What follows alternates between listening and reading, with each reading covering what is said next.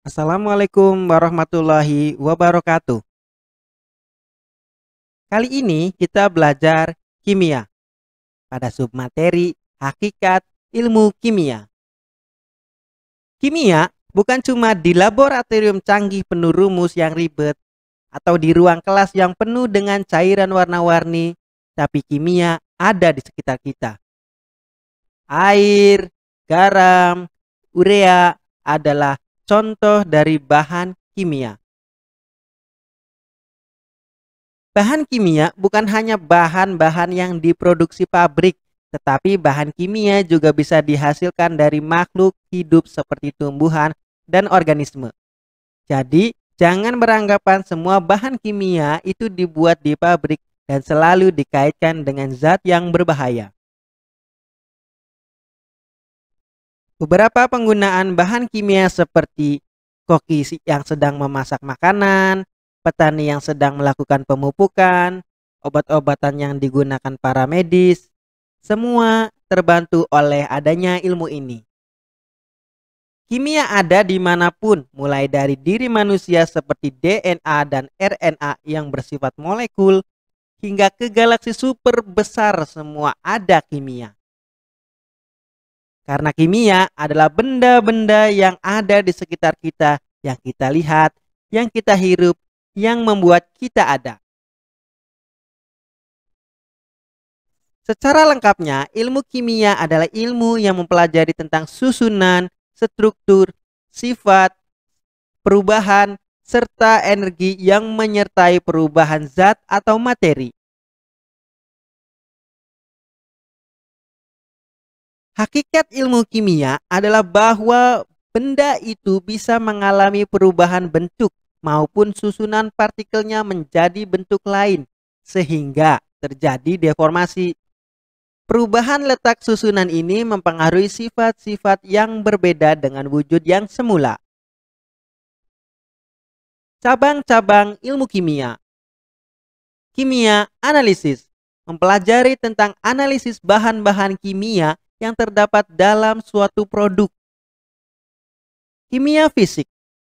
Fokus kajiannya berupa penentuan energi yang menyertai terjadinya reaksi kimia, sifat fisik, zat, serta perubahan senyawa kimia. Kimia organik mempelajari bahan-bahan kimia yang terdapat dalam makhluk hidup. Kimia anorganik, kebalikan dari kimia organik, yaitu mempelajari benda-benda mati.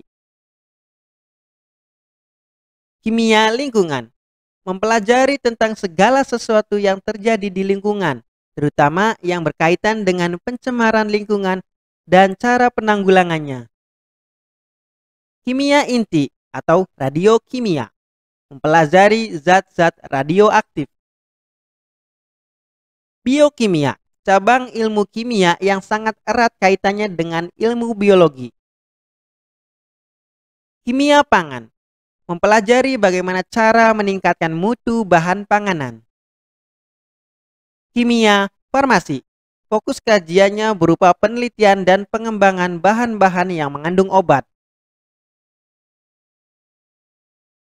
Simbol dalam kimia: explosive, oxidizing, extremely flammable, corrosive, dangerous for everyone, harmful, highly flammable, toxic, irritant, very toxic.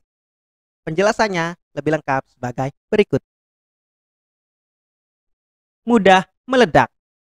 Bahan kimia yang diberi simbol seperti gambar di samping adalah bahan yang mudah meledak atau eksplosif. Ledakan pada bahan tersebut bisa terjadi karena beberapa penyebab, misalnya karena benturan, pemanasan, pukulan, gesekan, reaksi dengan bahan kimia lain, atau karena adanya sumber percikan api.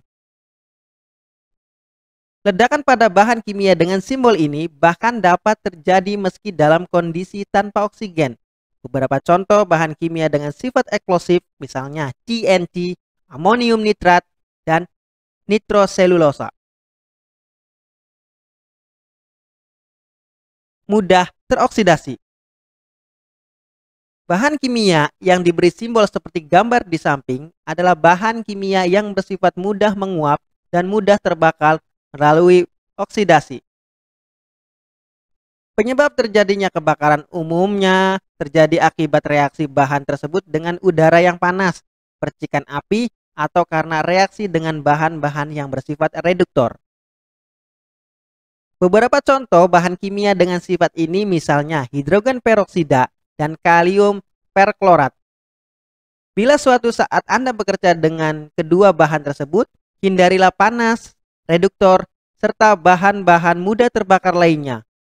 Frase R untuk bahan pengoksidasi R7, R8, dan R9. Mudah terbakar. Simbol ini menunjukkan bahwa bahan tersebut bersifat mudah terbakar atau flammable. Contoh bahan bersifat flammable dapat diklasifikasikan sebagai berikut. 1. Zat terbakar langsung. Contohnya aluminium alkil fosfor. Keamanan, hindari kontak bahan dengan udara. 2. Gas amat mudah terbakar. Contohnya butane dan propane. Keamanan, hindari kontak bahan dengan udara dan sumber api. 3. Cairan mudah terbakar. Contohnya aseton dan benzene. Keamanan, jauhkan dari sumber api atau loncatan bunga api. 4. Zat sensitif terhadap air, yakni zat yang membentuk gas mudah terbakar bila kena air atau api. Beracun. Bahan kimia yang diberi simbol seperti gambar di samping menunjukkan bahwa bahan tersebut adalah bahan beracun. Keracunan karena bahan dengan simbol di samping bukan hanya terjadi jika bahan masuk melalui mulut. Ia juga bisa meracuni lewat proses pernafasan atau melalui kontak dengan kulit. Beberapa contoh bahan kimia bersifat racun misalnya arsen triklorida dan merkuri klorida. Hindari kontak langsung dengan kulit, menelan, serta menggunakan selubung masker untuk mencegah uapnya masuk melalui pernafasan. Bahaya iritasi. Simbol bahan kimia di samping sebetulnya terbagi menjadi dua kode, yaitu kode XN dan kode XI. Kode XN menunjukkan adanya resiko kesehatan jika bahan masuk melalui pernafasan atau inhalasi, melalui mulut, ingestion, dan melalui kontak kulit. Contohnya bahan dengan kode XN misalnya peridin. Sedangkan kode XI menunjukkan adanya resiko inflamasi jika bahan kontak langsung dengan kulit dan selaput lendir. Contoh bahan dengan kode XI misalnya amonia dan benzil klorida. Korosif. Simbol bahan kimia di samping menunjukkan bahwa suatu bahan tersebut bersifat korosif dan dapat merusak jaringan hidup. Karakteristik bahan dengan sifat ini umumnya bisa dilihat dari tingkatan keasamannya. Beberapa contoh bahan dengan simbol ini misalnya belerang oksida dan klor. Jangan menghirup uap dari bahan ini. Jangan pula membuatnya kontak langsung dengan mata dan kulit Anda. Mereka juga bisa menyebabkan iritasi. Berbahaya bagi lingkungan. Simbol bahan kimia pada gambar di samping menunjukkan bahwa bahan tersebut berbahaya bagi lingkungan. Dangerous for environment. Melepaskan langsung ke lingkungan, baik itu ke tanah, udara, perairan, atau ke mikroorganisme dapat menyebabkan kerusakan ekosistem. Beberapa contoh bahan dengan simbol ini misalnya tetraklorometan, tributil timah klorida, dan petroleum bensin. Keselamatan kerja dalam laboratorium. Karena dalam prakteknya bahan-bahan dalam laboratorium banyak yang berbahaya, maka keselamatan menjadi hal yang penting. Berikut adalah contoh tata tertib dalam laboratorium. 1. Menggunakan jas laboratorium, kacamata pengaman, dan sepatu tertutup. 2. Membaca petunjuk praktikum dengan cermat. 3. Tidak makan dan minum di laboratorium. 4. Mencuci tangan dengan sabun dan air bersih sebelum dan setelah praktikum. 5. Tidak menggaruk kulit yang terkena bahan kimia. Penggunaan bahan kimia.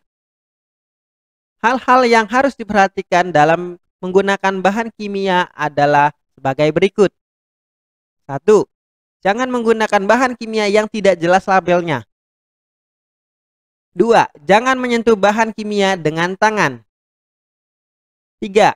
Gunakan pipet untuk mengambil larutan. 4. Dilarang memanaskan atau menguapkan cairan organik di tempat terbuka. 5. Dilarang mencium aroma zat kimia secara langsung.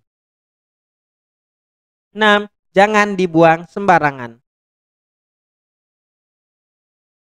Baik, terima kasih pembahasan kita kali ini. Jika ada pertanyaan atau hal-hal yang belum jelas, silakan tuliskan di kolom komentar. Insya Allah admin akan jawab. Wassalamualaikum warahmatullahi wabarakatuh.